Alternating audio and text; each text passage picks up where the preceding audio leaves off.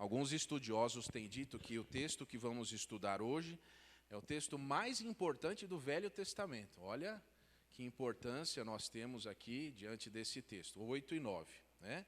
Então eu gostaria de convidar você a abrir sua Bíblia. Eu estou aqui mais perto, porque hoje não vai ser bem uma pregação, vai ser uma explanação de um texto da Palavra de Deus, e eu gostaria que você então acompanhasse. Eu vou pedir, inclusive, que se alguém me ajude na leitura, tá bom? Eu estou saindo aí de uma dengue esses dias aí, então quanto menos eu falar, né, mais eu consigo atender aí até o final. Então, eu vou pedir que você me ajude, alguém, na hora que eu pedir, se levante e leia os textos aqui. Então, nós vamos ler, o primeiro texto que eu quero ler aqui é o texto de Daniel, capítulo 8, e vou ler o versículo 14. Daniel 8, 14. Tá bom? Então diz assim a palavra de Deus.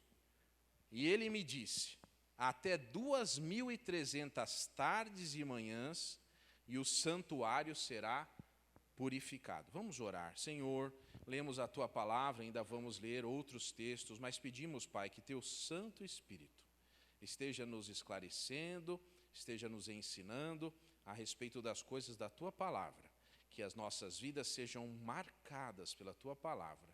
Nós te pedimos isso em nome de Jesus. Amém. Muito bem. Eu gostaria de começar dizendo que nós temos estudado sobre Daniel aqui. Nós já estudamos uma parte histórica, teve até um dia que não tinha energia elétrica aqui na igreja, que teve uma pregação no escuro aí, né? E agora nós estamos numa parte do livro que é a parte profética. E hoje nós vamos ver a respeito de coisas que já aconteceram e coisas que vão acontecer. E esse cuidado que eu estou tendo de trazer aqui bem perto, né, se eu pudesse ficar mais perto ainda, esse texto é para que você preste muita atenção e marque na sua mente, no seu coração, as coisas que você vai ouvir nessa noite. Tá bom? Nós vamos começar pelo capítulo 8.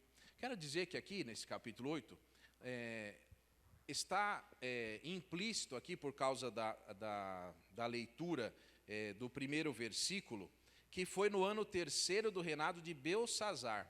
Vocês se lembram que Belsazzar foi uma pessoa que já tinha morrido no nosso estudo, porque foi aquela pessoa onde Deus escreveu com a mão na parede, né? Então, Mene, Mene, Tekel, Ufarsin, foi justo no dia que não tinha energia elétrica aqui na igreja, estava tudo no escuro.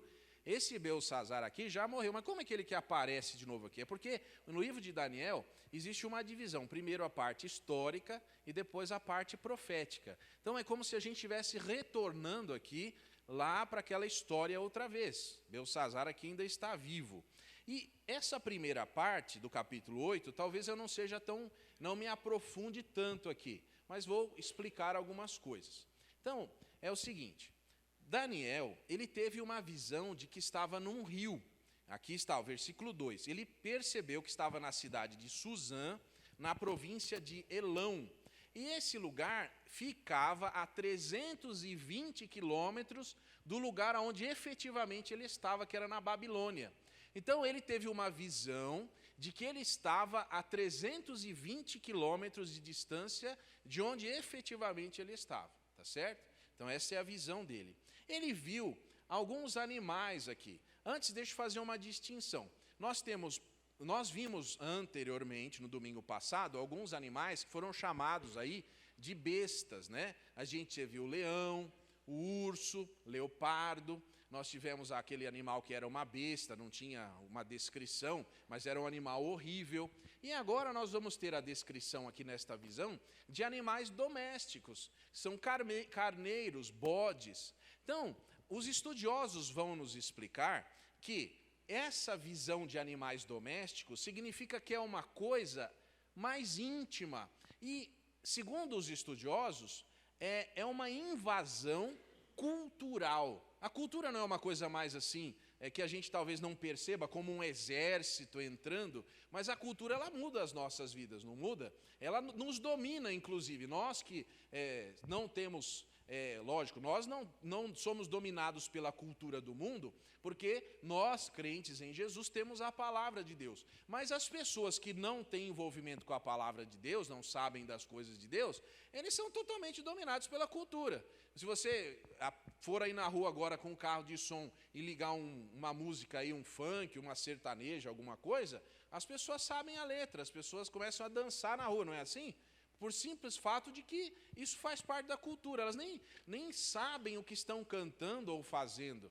Elas nem sabem que estão cultuando assim os níveis mais baixos de animalidade do nosso corpo, através de sensualidade, mas elas fazem isso. Aqui, nós temos então, o primeiro animal que aparece no versículo 3 é que bicho que é aí? Que animal que é? Versículo 3. É um carneiro. Carneiro é um animal tranquilo, né? Assim, um animalzinho. Mas aqui no texto, esse animal tem 2 chifres muito grandes, um maior que o outro, e esse carneiro, ele é um carneiro bravo, ele dá amarradas para as direções. E aí, depois, na sequência, tem um bode, né? O bode também, um animal próximo do homem ali, que convive. Esse animal bode, ele vem em direção ao carneiro, e ele bate com toda a sua força nesse carneiro, vence o carneiro, derruba o carneiro de 2 chifres, e aí, agora esse bode, versículo 8 eu estou falando, tá? Eu estou indo assim. Esse bode, ele bate e aparece então um chifre quebrado e outro chifre, aparecem outros 4. Muito bem, o que quer dizer isso? Essa situação, ela é explicada na segunda parte aqui do capítulo, mas eu gostaria de destacar essa parte aqui, até 2.300 tardes e manhãs, até que o templo seja santificado ou purificado. O que quer dizer isso? Então vamos à explicação. Versículo 20, próprio Daniel, ele tem aí a explicação do significado dessa visão. Então a primeira coisa é o carneiro, é a Média e a Pérsia, os 2 chifres. Então, quem que foram os grandes reis medo-persas? Foi Dario e Ciro. Dario reinou, como nós já vimos, por curto espaço de tempo, mas Ciro reinou mais tempo. Então, quem seria, o caso, o bode? O bode é futuro, ok? O carneiro é o presente de Daniel, lá no tempo dele, 700 anos antes de Cristo, está ali, né? Mais ou menos 600, 700 anos antes de Cristo, e é o rei medo-persa, que ele já conhece. Mas o futuro, dali a 200 anos, viria alguém, ano 400 mais ou menos, que nós conhecemos pela história, que é Alexandre o Grande. Você procurar na história, e Alexandre o Grande, então, não está escrito o nome dele na Bíblia, mas seria esse bode, que aqui diz assim, é o rei da Grécia, versículo 21, o grande chifre que tinha entre os olhos é o primeiro rei. Então, é Alexandre o Grande que vem, e aí, desse choque entre esses 2 animais, um dos chifres é destruído, e do outro nascem 4 outros chifres que significam reinos menores. Então, é a história da humanidade. O Império Romano, por exemplo, é essa situação aí, tá certo? Mas esses até 2.300 tardes eu queria explicar. Existe uma pessoa na história, você não vai encontrar na Bíblia, mas se você procurar na história, um homem se chamou General Antíoco IV Epifânio, que foi do ano 215 a 162 a.C. Esse homem, particularmente, ele fez coisas terríveis contra Israel. O que foi que ele fez? Dentre tantas coisas, ele entrou no templo de Jerusalém e mandou construir uma estátua do deus Júpiter dentro do templo que ele conquistou. E eu não vou dizer aqui o que foi que ele fez, os detalhes, porque eu não tenho assim como falar. Mas eu quero dizer que ele, para afrontar a Deus, ele pegou um porco e ele abriu as vísceras daquele porco ali sobre o holocausto santo de Deus, onde era só para se colocar carneiros, e ele fez ali uma sujeira muito grande com esse animal para ofender a Deus, e colocou ali uma estátua do deus Júpiter, que era o deus que ele cria. Esse homem, ele foi tão horrível que provavelmente este homem é o chifre que é destacado no capítulo 8, que surgiu daqueles 4, que é uma possibilidade, vamos dizer assim, que lembraria a grande besta do Apocalipse dos seus últimos anos. É como se fosse um tipo, alguém que lembra por coisas horríveis que ele fez. E a história vai dizer que por 6 anos e 3 meses não houve sacrifício de animais purificados lá no santuário. Ok? Esses 6 anos e 3 meses são exatamente essas 2.300 tardes e manhãs que o templo foi profanado. Estou misturando aqui um pouco da história com a profecia de Daniel. Por isso que Daniel, ele sabe que ele está longe da casa dele, ele já está há muito tempo, foi tirado por causa do pecado do povo, foi para a Babilônia, e ele fica sabendo que o povo vai pecar outra vez no futuro e que o santuário vai ser reconstruído, mas vai ser profanado. E isso deixa ele doente. E é por isso que o capítulo 8 vai terminar dizendo, versículo 27, eu, Daniel, estive enfermo alguns dias e não levantei e não tratei dos negócios do rei, porque espantei-me acerca da visão e não havia quem a entendesse. Então ele viu coisas do tempo dele e do futuro. Deus permitiu que ele visse essas coisas. É o nosso passado hoje. Hoje isso já aconteceu. Por isso que agora nós vamos entrar no capítulo, efetivamente, que nós vamos estudar nessa noite, é o capítulo 9. O capítulo 9, eu convido você a abrir a sua Bíblia, no versículo 24. E aqui nós vamos ler esse texto e eu vou dizer algumas coisas. Vamos lá então, Daniel 9, 24, diz assim, quem pode ler para mim aí? Alguém tem uma voz forte aí? Pode ler o versículo 24, ficar de pé e ler? Por favor, irmã.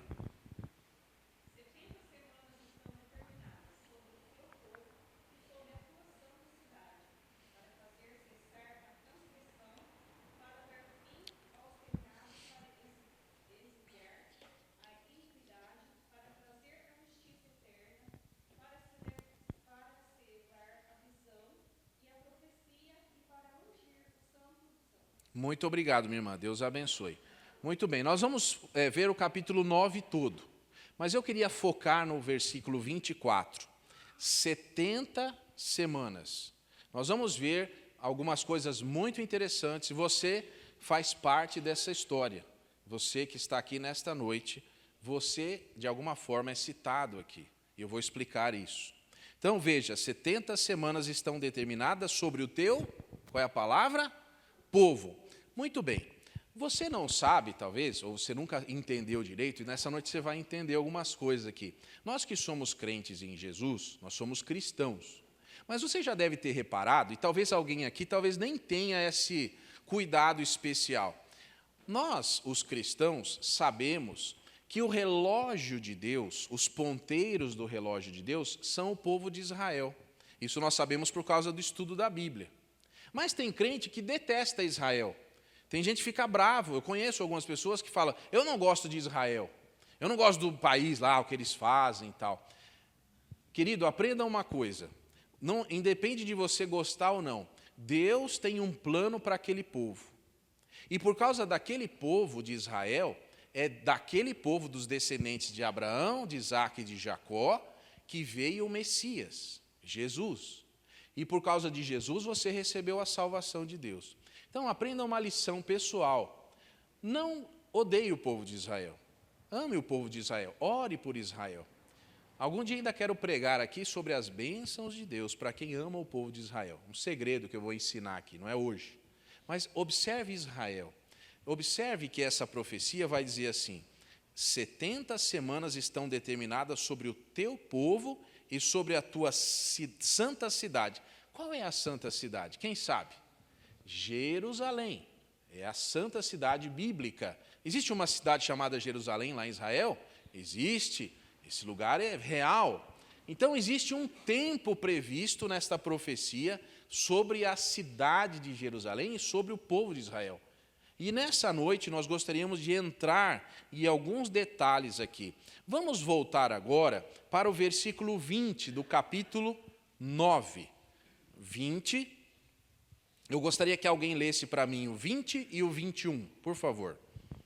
Falava eu ainda e orava e confessava o meu pecado, o pecado do meu povo de Israel, e lançava minha súplica perante a face do Senhor, meu Deus, pelo monte santo do meu Deus. Falava eu, falava ainda na oração, quando o homem Gabriel, que eu tinha observado na minha visão ao princípio, veio rapidamente, voando, e me tocou a hora do sacrifício da tarde. Muito bem. Vamos a alguns detalhes aqui importantes. Primeira coisa, nós sabemos que Daniel era um homem de orar, verdade ou não? Mesmo a vida dele sendo colocada em risco, quando ele recebeu uma ordem lá do rei Dario, dizendo, eu não vou, aqui ninguém pode orar por 30 dias, a não ser a mim. Daniel continuou orando a Deus. Então, Daniel era um homem de oração.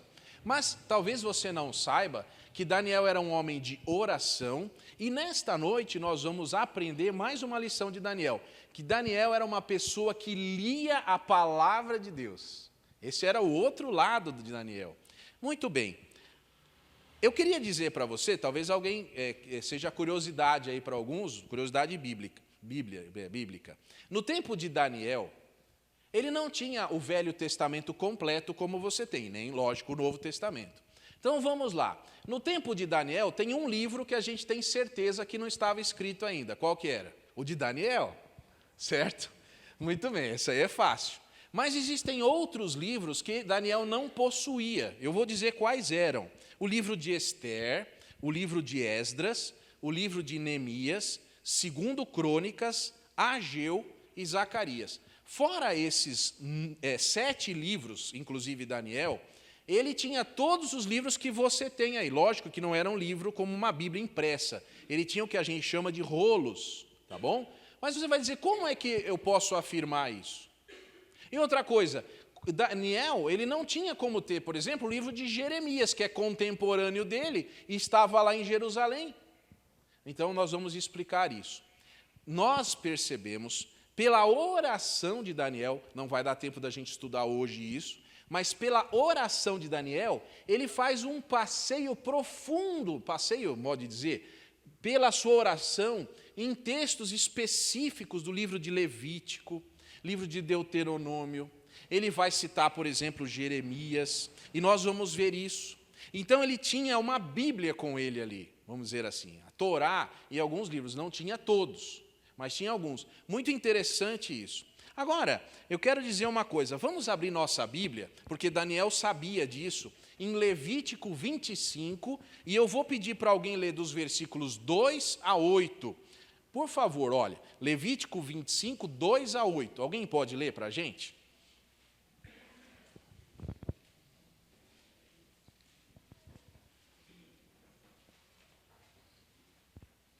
Quem quiser, não precisa um de cada vez. Quer ler, Jacques? Pode ler. Já quer ler. Depois o próximo.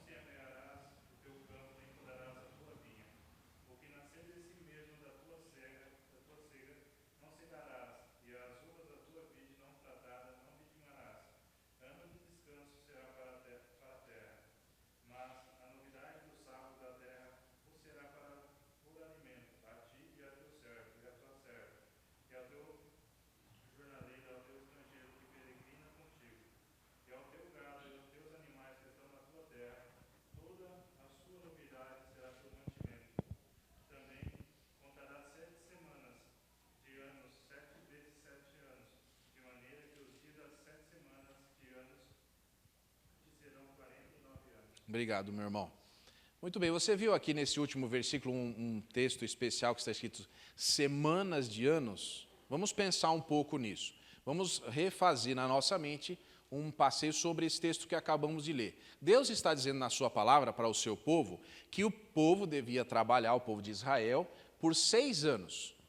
6 anos deveria trabalhar, ele deveria plantar vinha, deveria fazer o que tinha que fazer lá. E no 7º ano, que se fosse uma semana seria no sábado, certo? No 7º ano não deveria cortar nada da uva, nada da vinha, nada, colher nada, a não ser as novidades. Que novidades? O que brotasse por si. E Deus prometia na sua palavra que o que nascesse por si, sem ser plantado, ia suprir não só a pessoa, como a família, como o servo, como o gado, como tudo. Tudo que não fosse plantado, que brotasse espontaneamente, ia ser para as pessoas se alimentarem. Então Deus estava dizendo assim, olha, nesse ano de descanso de vocês, quem vai cuidar de vocês não é o trabalho de vocês, sou eu. Eu vou fazer vocês comerem fartamente. Mas eu vou perguntar uma coisa para você. Tem que ter um pouco de fé para isso, né? Não é verdade? A gente precisa ter um pouquinho de fé, porque eu ficar sem trabalhar na terra um ano inteiro e acreditar que vou ter comida todo dia para comer e vou ter os meus animais, meus empregados, tudo. Muito bem. Isso não lembra um pouco do maná? Lembram do maná que a pessoa colhia só o que precisava e na sexta-feira ele colhia um pouco mais para o dia seguinte, se colhesse demais, estragava. Não era isso? Eles aprenderam isso no deserto e aqui Deus está colocando em relação à terra. Ok? Agora eu pergunto para vocês, vocês acham que o pessoal cumpriu isso daí? Desde o tempo do rei Saul até o tempo do rei Joaquim, eles não cumpriram um ano sabático. E vou dizer mais, esse período é exatamente 490 anos. Ok? Vou dizer os anos para você. 1096 a.C. até 606 a.C. 490 anos que as pessoas plantaram e colheram e não pararam de fazer os anos que a gente chama de ano sabático. Já ouviu essa expressão em algum lugar? Muito bem, a cada 6 anos deveria deixar a terra descansar.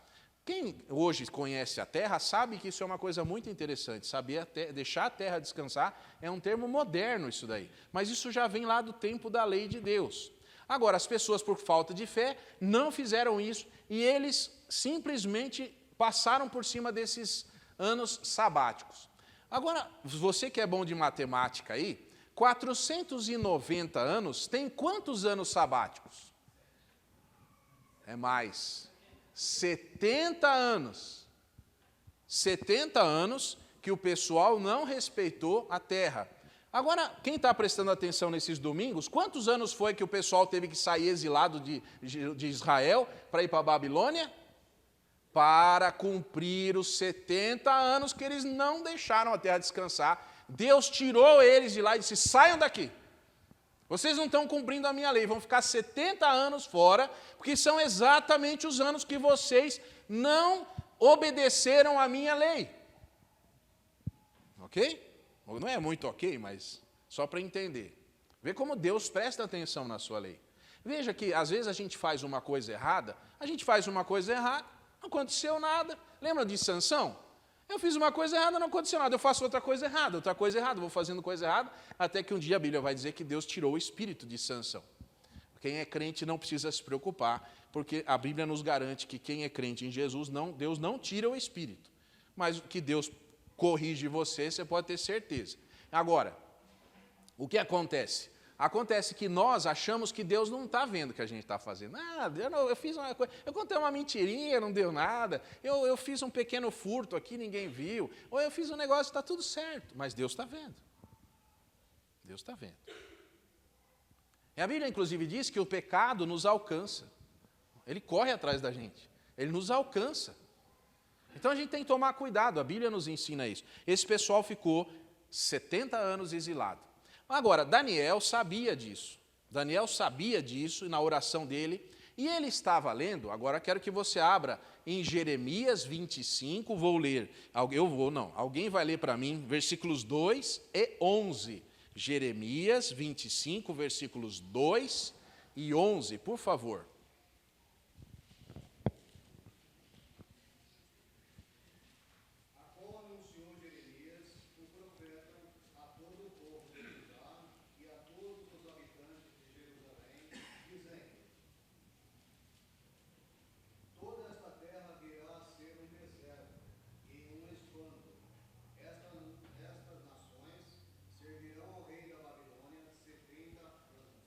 Muito obrigado. Pode assentar, meu irmão. Agora eu pergunto, se Jeremias era contemporâneo de Daniel, como é que Daniel podia estar lendo o livro de Jeremias? Porque ele diz isso no capítulo 9. Porque Jeremias mandou uma carta, Jeremias que estava em Jerusalém, recebeu uma revelação de Deus e mandou para os exilados da Babilônia uma carta. E chegou lá, e é esse livro de Jeremias que você tem aí. Se você quer saber o que Deus estava falando com Jeremias para o povo de Israel, você tem que ler Jeremias, através de Jeremias, para o povo de Israel, leia Jeremias. Se você quer saber o que Daniel estava recebendo de Deus, você vai ver agora no capítulo 9 aqui. Daniel recebeu esta carta, conhecia Levítico, conhecia todos os livros que como eu citei, e ele ao ler Jeremias, especificamente capítulo 25, versículos 2 e 11, ele falou assim, que ele não tinha ideia de quanto tempo o povo de Israel ia estar exilado, e ele vê lá 70 anos, e ele pergunta em oração, Senhor, o que quer dizer isso? São 70 anos literais? São 70 anos o quê? Eu não sei. Eu gostaria muito de saber. E como a Bíblia vai dizer que Daniel era muito amado do Senhor, vocês se lembram, por exemplo, que quando Deus foi destruir Sodoma e Gomorra, a quem foi que ele foi contar?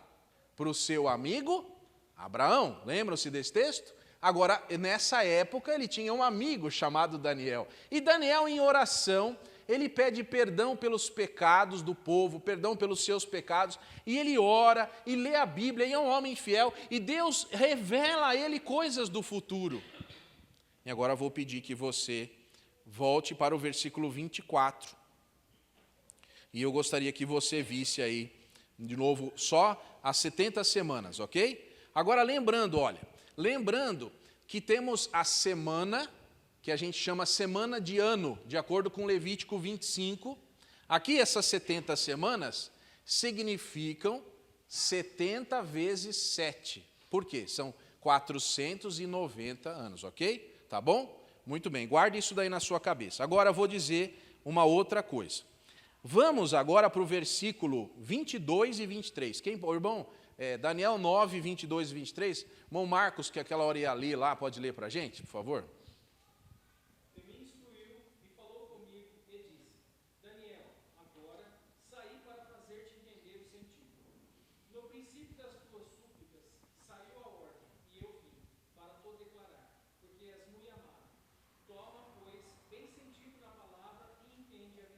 Obrigado, meu irmão.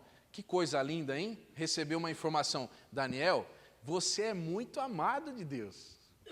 Aí você vai falar assim, pastor, eu também queria receber essa mensagem. Você não gostaria de receber essa mensagem? Pois eu vou te dar essa mensagem agora. Você, meu querido, você, minha querida, é muito amado de Deus. Porque Jesus veio morrer por você, meu querido. Jesus veio morrer na cruz por você. Você é muito amado de Deus. Você queria ouvir isso? Deus ama você. Deus mandou o filho dele morrer na cruz por você. Não precisa sentir ciúmes de Daniel. Você é amado do Senhor. Ele entregou seu próprio filho para morrer na cruz, para provar o quanto ele ama você. Mas para Daniel, ele quis dizer essas coisas. E ele agora considera. Vamos ver agora o versículo 25, por favor, versículo 25. Eu vou ler aqui só para a gente acompanhar. Sabe e entende, desde a saída da ordem para restaurar e para edificar a Jerusalém, até ao Messias, o príncipe, haverá 7 semanas, e 62 semanas as ruas e o muro se reedificarão, mas em tempos angustiosos. 26. E depois dessas 62 semanas, será cortado o Messias, mas não para si mesmo. E o povo do príncipe que há de vir destruirá a cidade e o santuário, e o seu fim será uma inundação. Até ao fim haverá guerra, e serão determinadas as assolações. Ele firmará aliança com muitos por 1 semana, e na metade da semana fará cessar o sacrifício e a oblação, e sobre a asa das abominações virá o assolador, e isto até a consumação, e o que está determinado será derramado sobre o assolador. Bom, eu queria que alguém agora abrisse a sua Bíblia em Neemias 2:8, por favor. Neemias 2:8, e leia para nós, que isso tem a ver com esse texto que nós lemos. Você sabe que Neemias é posterior a Daniel, tá bom? Depois do exílio, o povo voltou para Jerusalém, e Neemias é uma das pessoas que está fazendo essa reconstrução. Vamos ver aí, Neemias 2:8, por favor. Quem pode ler aí?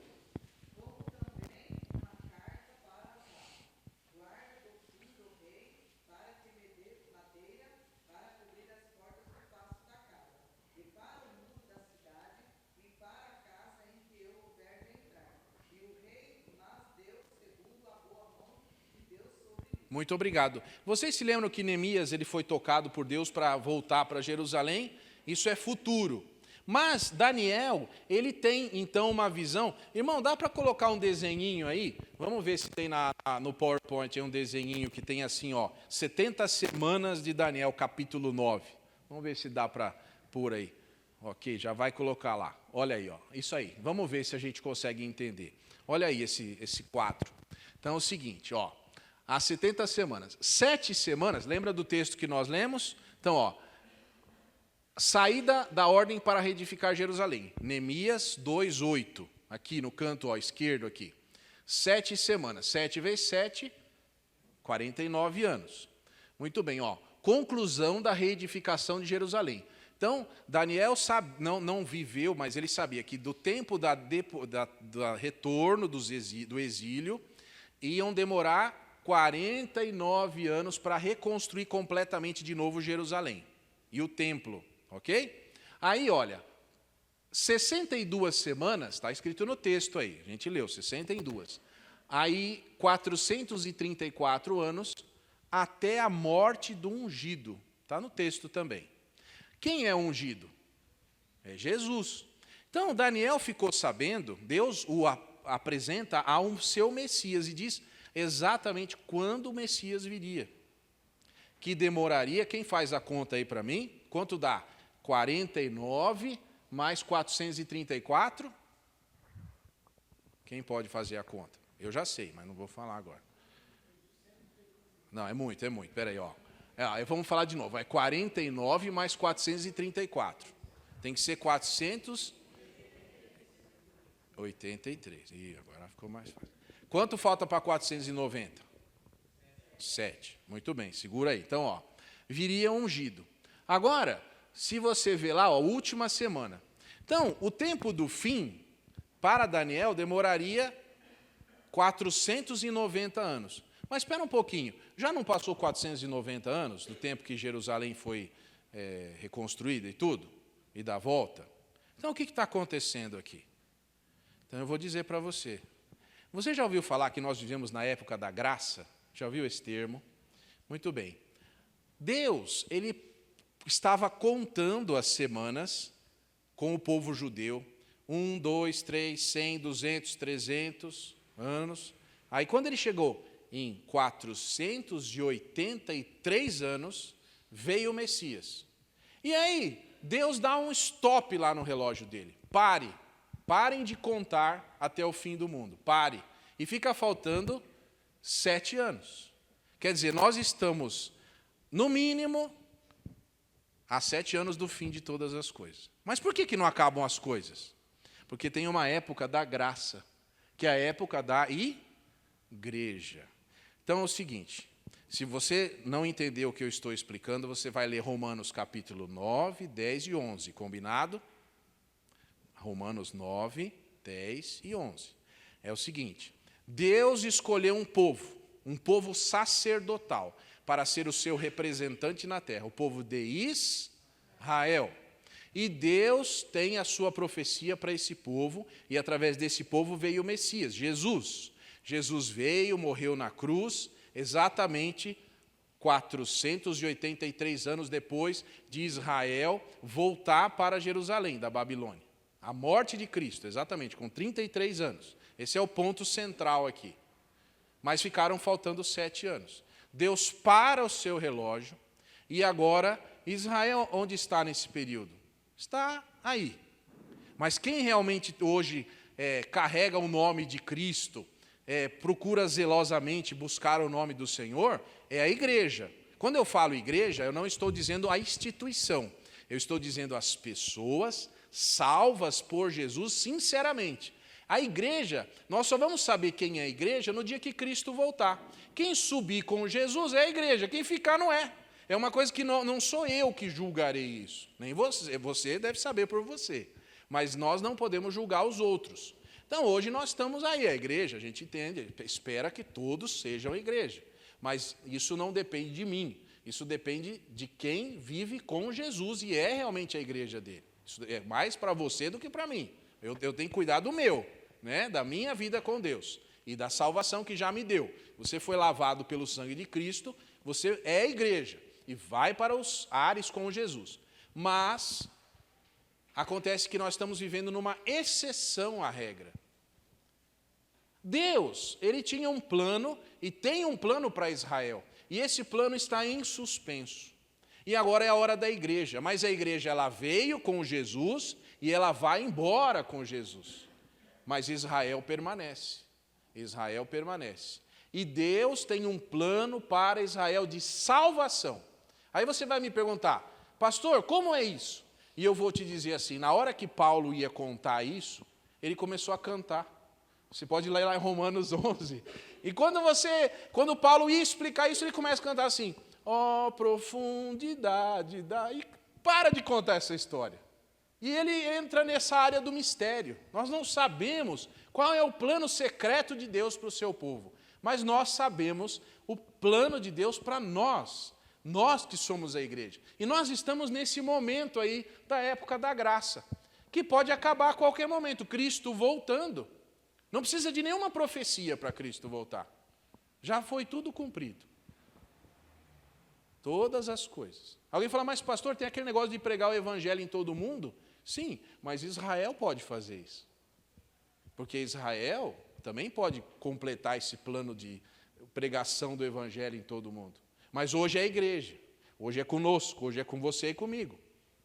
E nós estamos nesse parênteses da história que Daniel conheceu.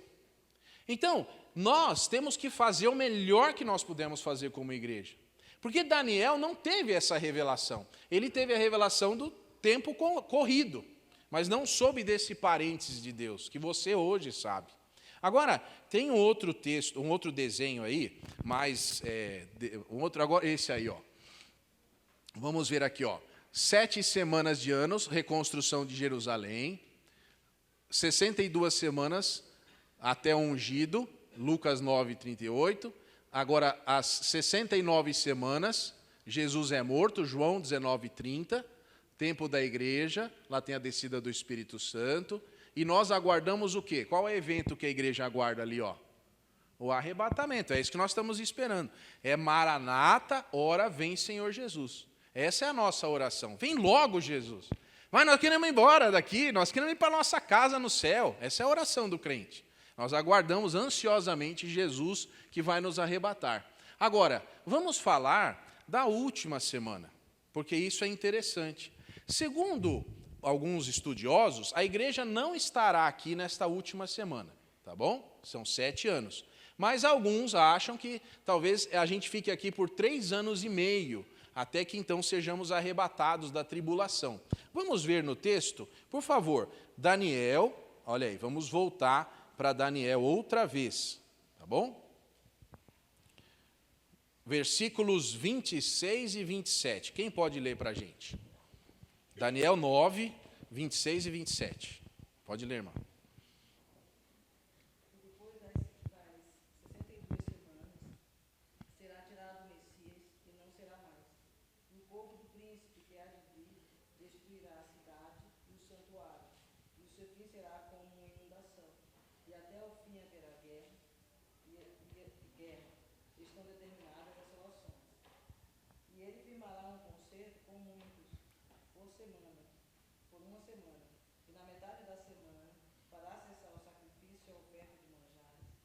Sobre a asa das abominações virá o Salvador, e isto até a consumação. E o que está determinado será derramado sobre o Salvador. Obrigado, irmã. Então, nós vemos aqui que na última semana tem uma diferença, olha. Até metade da semana, se a semana são 7 anos, quanto é metade de uma semana de anos? 3 anos e meio.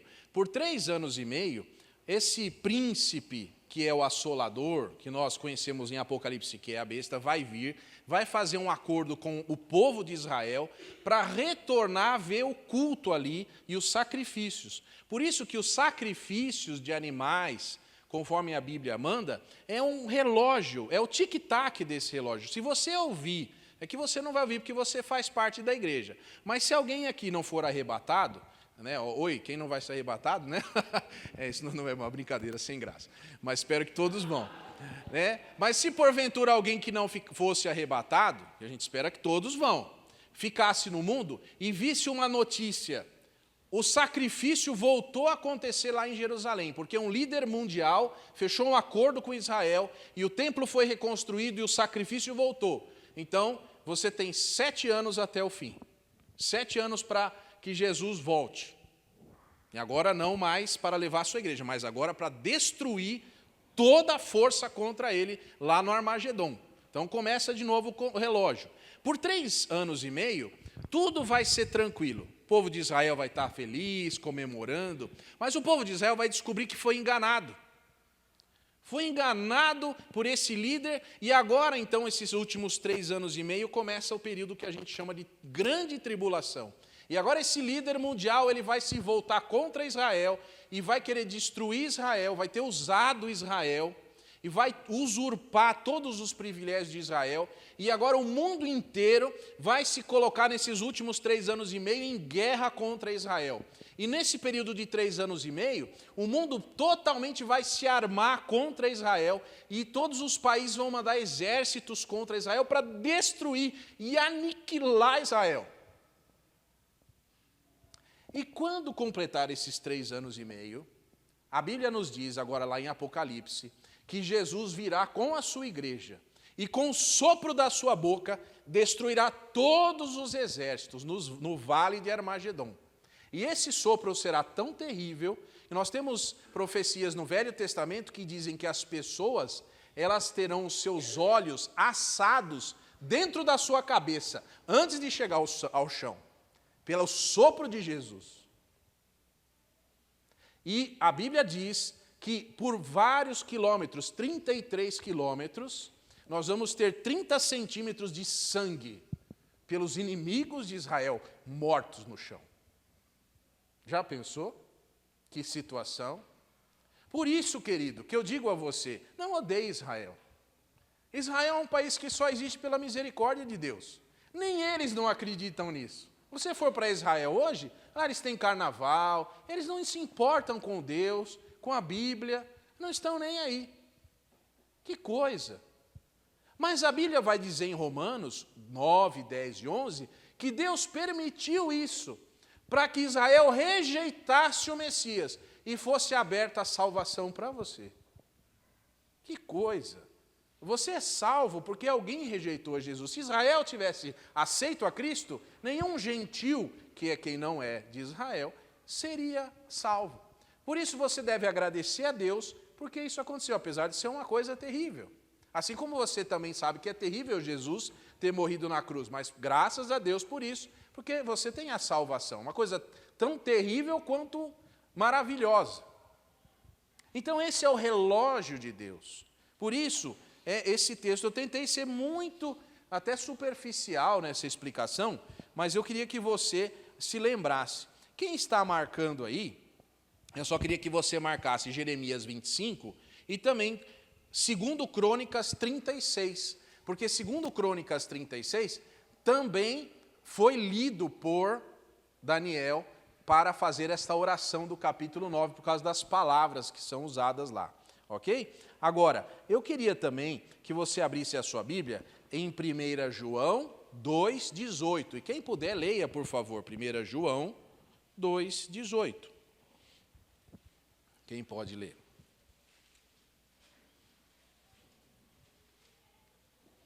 Obrigado, irmão.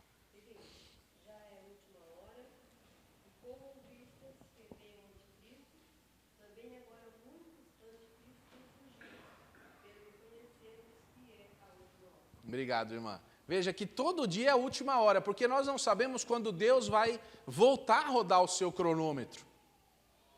Você vê como é iminente as coisas. Desde que eu sou pequeno, eu tenho ouvido os pastores pregarem: arrependam-se, acertem-se com Deus, porque Cristo pode voltar a qualquer momento. E eu agora tenho quase 50 anos e continuo pregando. Mas quem sabe eu nem chego aos 50 anos e Jesus vem mesmo. A gente tem que estar preparado. A gente tem que ter uma vida com Deus, acertada, em ordem. Eu queria que alguém, por favor, lesse 1 Pedro 2, 9 e 10. 1 Pedro 2, 9 e 10.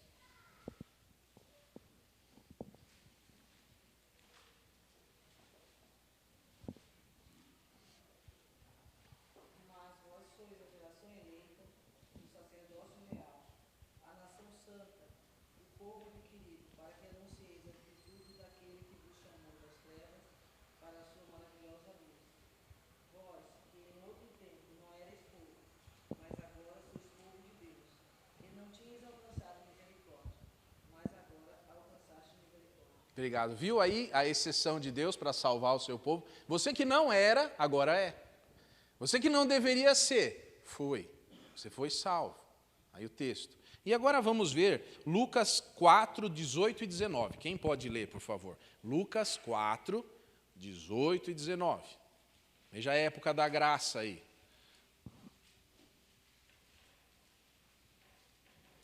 O Espírito do Senhor é sobre mim, pois me ungiu para evangelizar os povos, enviou-me a curar os quebrantados do coração,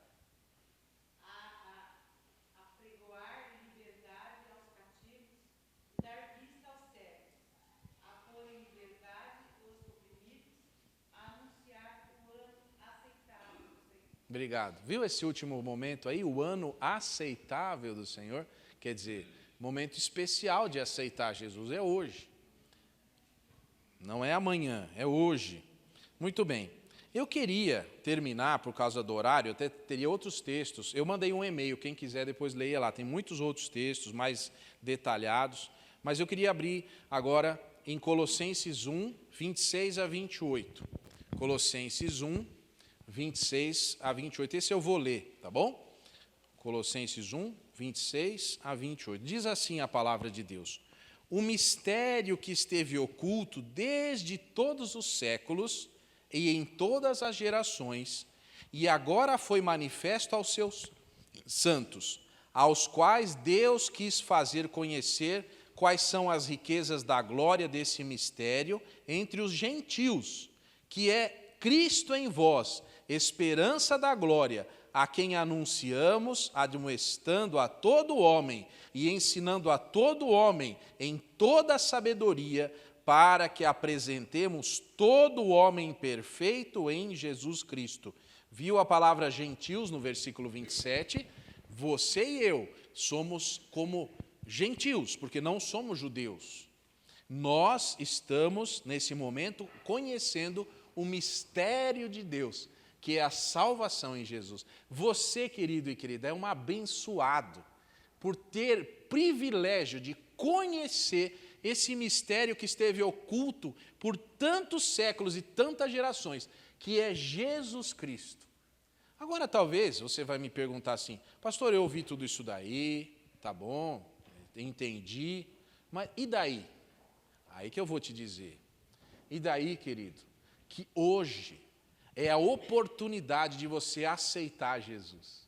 Hoje é uma oportunidade que Deus parou o seu relógio lá no céu para dizer assim: eu amo você, aceite o meu filho, aceite o sacrifício dele na cruz, para que você possa também ter essa bênção de morar eternamente comigo e fazer parte da igreja, da noiva de Jesus. Essa é a mensagem, esse é o convite de Deus. Aceite. Você já recebeu algum convite e esqueceu de ir? Já aconteceu isso? Algum convite de alguma situação e você esqueceu? Ah, passou.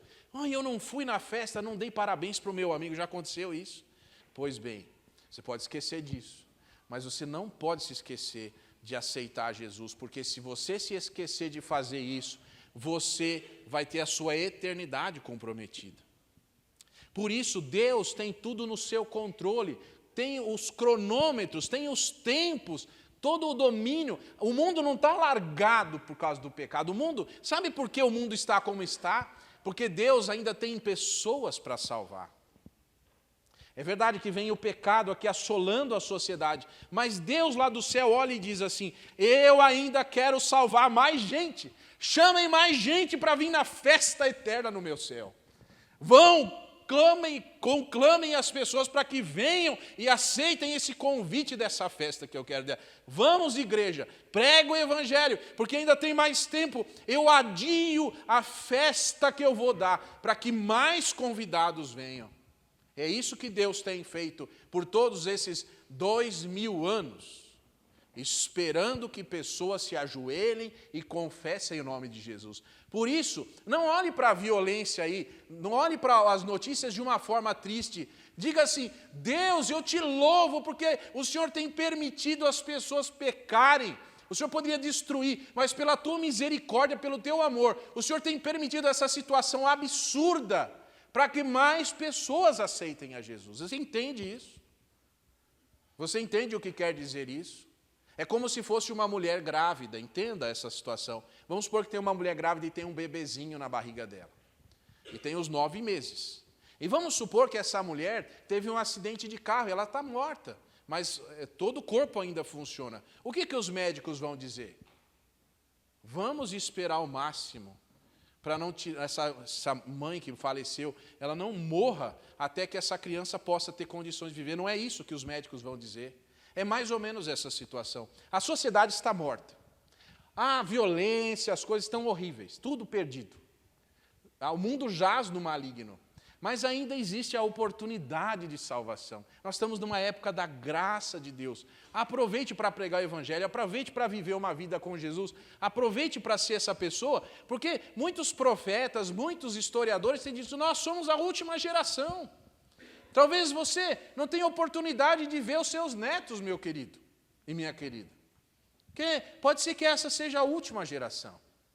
E é por isso que você nessa noite é conclamado a entregar sua vida a Jesus. Você que já é de Jesus, entregue-se totalmente a Ele. E você que ainda não aceitou a Jesus, diga assim: Jesus, eu não quero ficar para trás, eu também quero viver com o Senhor. Eu não quero ser pego de surpresa, porque eu estou sendo avisado. Esse é o convite de Deus. Vamos orar. Senhor, o teu convite foi feito. Ó Deus, eu como pregador da tua palavra, estou fazendo convite às pessoas, falando de Jesus. Ó Pai, que o teu Santo Espírito faça aquilo que eu não posso fazer, que é convencer do pecado, da justiça e do juízo, para que todo homem se arrependa e perceba a sua condição debaixo da ira de Deus, para que possa aceitar a única pessoa que pode salvá-lo, Jesus Cristo. E nós estamos agora com o teu cronômetro parado, mas sabemos que a qualquer instante o Senhor pode chamar a tua igreja e o teu cronômetro começará a correr outra vez. Por isso, Pai, nós pedimos que as pessoas que ainda não aceitaram a Jesus possam fazê-lo nesse momento, em nome de Jesus. Amém.